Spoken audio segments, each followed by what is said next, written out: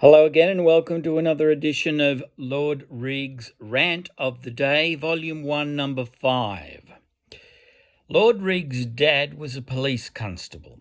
He was assigned to the Watsons Bay Constabulary, which included his mum's first husband, who died of melanoma in 1959. That was Detective Harry Jenkins, the brother of Daily Mirror crime reporter Bill Jenkins. Lord Reags' dad gained invaluable policing experience with Detective Jenkins and his legendary superior, Bumper Farrell. Lord Reags' granduncle was Senior Detective Jack Lamont, who Bondi Bill Jenkins wrote up many times in the Daily Mirror after catching major gangsters and underworld figures of the Sydney crime scene in the 1940s and 1950s.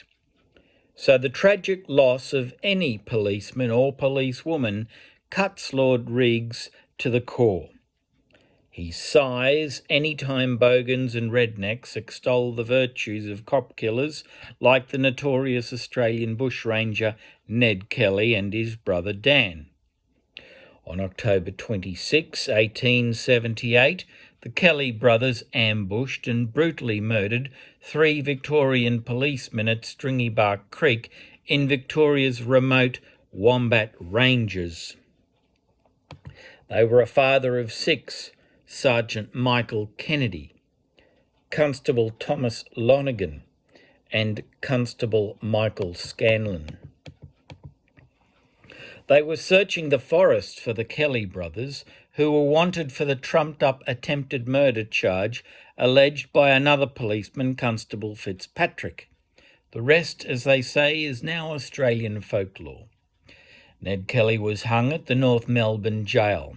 The gallows visited in 1976 by Lord Reags, then aged 16. Yesterday's loss of 4 on-duty Victorian policemen and a policewoman bears no resemblance to the Kelly murders. No cop killers should ever be revered or hero worshipped. The Kellys were murderous bushrangers, but with admittedly mitigating circumstances.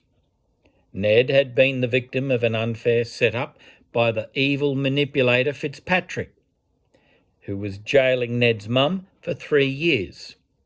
That'd be enough to push anyone over the edge without a fair and just judicial system. But like the saying goes, eat one foot and they call you a cannibal. Well, Ned and Dan knew right from wrong. Yet they ate more than just the 1 foot. They ate 3, figuratively speaking. They didn't have to kill all 3 policemen, though they probably felt a bit helpless. In for a penny, in for a pound is the Irish expression. Getting life for 1 murder might as well make it 3 lifetimes. Who knows what was going through their minds?